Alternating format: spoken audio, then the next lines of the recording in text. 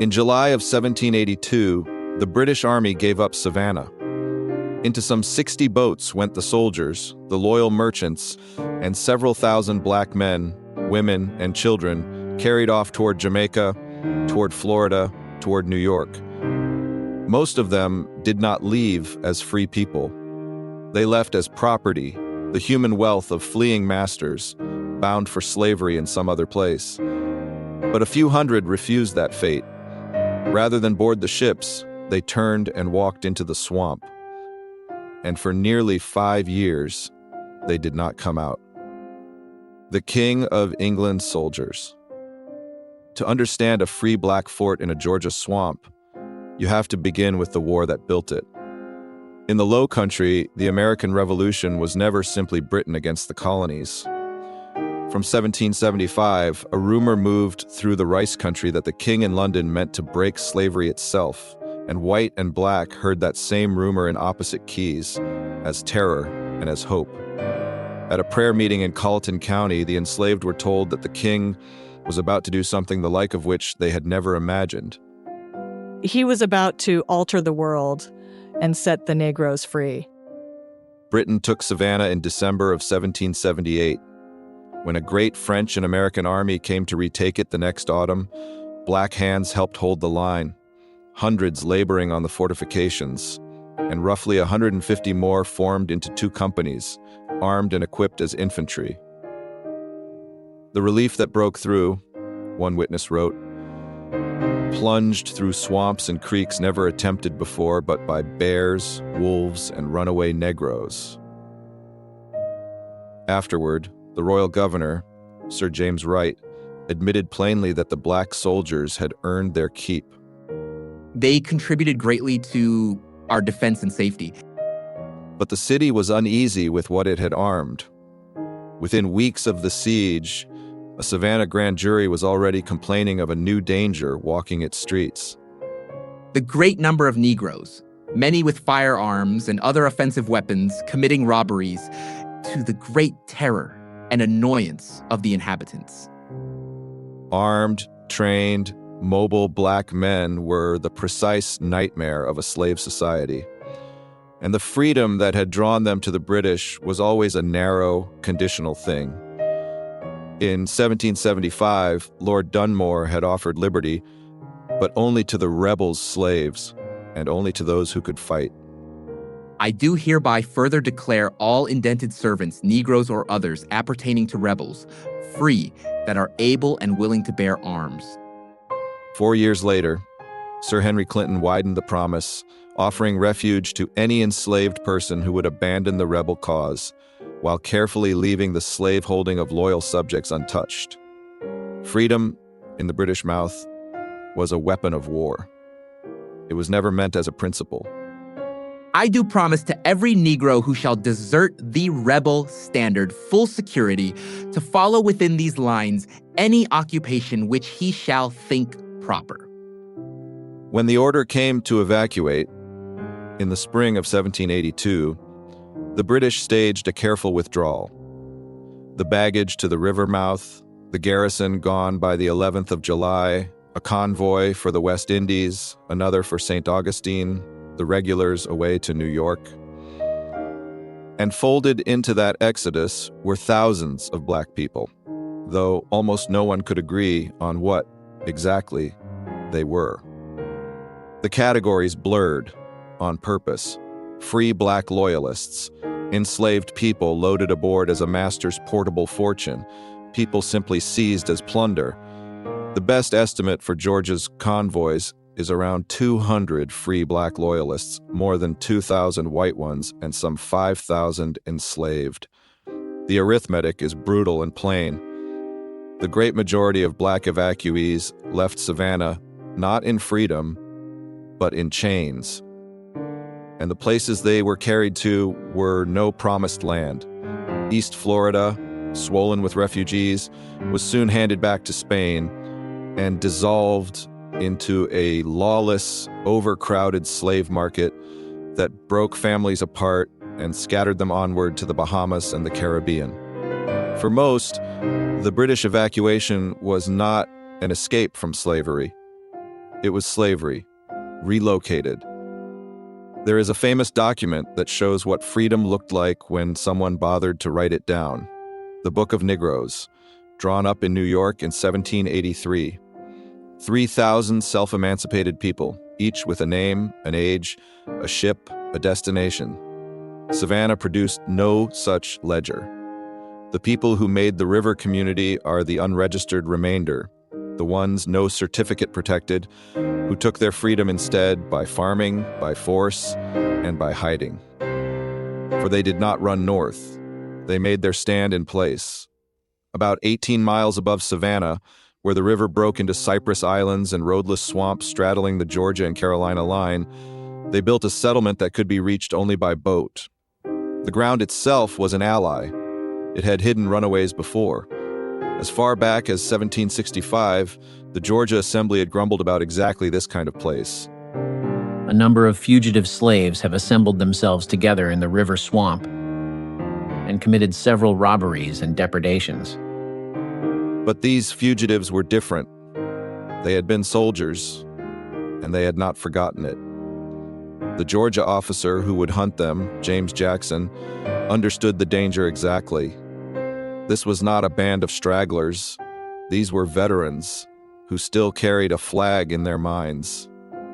Their leaders are the very fellows that fought and maintained their ground against the brave Lancers at the siege of Savannah, and they still call themselves the King of England's soldiers. The name was an argument. It said, "We earned our freedom in your war with our blood, and we mean to keep it." How many were they? The reports are slippery, but the honest reading is more than 100 underarms, perhaps 200 souls in all, with 300 a plausible ceiling. Enough to be a town, enough to be an army. And they built like an army. Their main stronghold on Bear Creek was a true fortification, described almost in disbelief by the militiamen who finally stood inside it. It was 700 yards in length and about 120 in width. The breastwork 4 feet high, of logs and cane, and the entrance would admit but one person to pass at a time. 21 houses stood within it. The cleared land was planted in rice and potatoes. A sentry watched the creek. Felled logs blocked the water.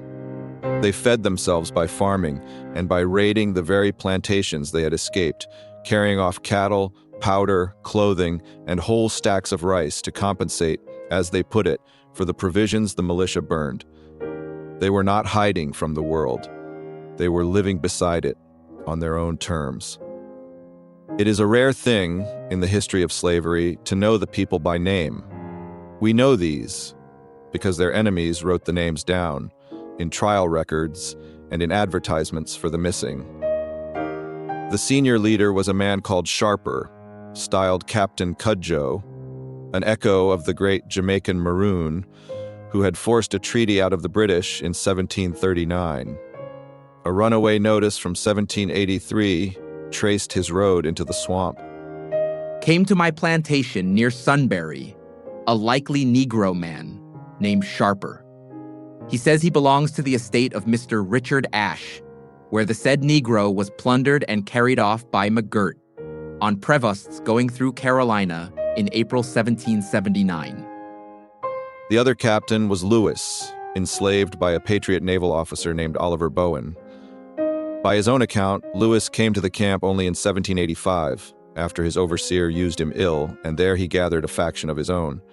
Sharper and Lewis were rivals more than partners. The camp held 2 captains, and not always one piece. And it was not only men.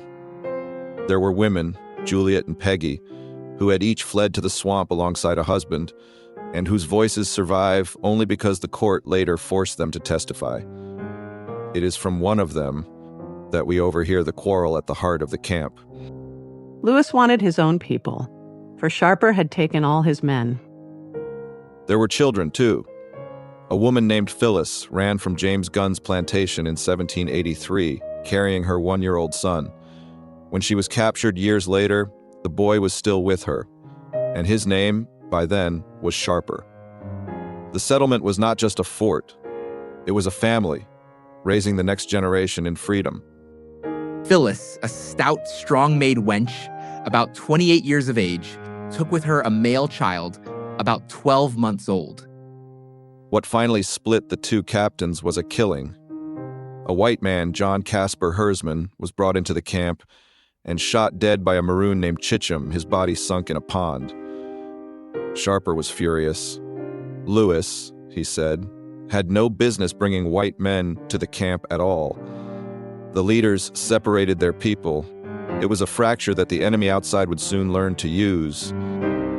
For about 4 years, the community simply endured, too deep to find, too strong to rush.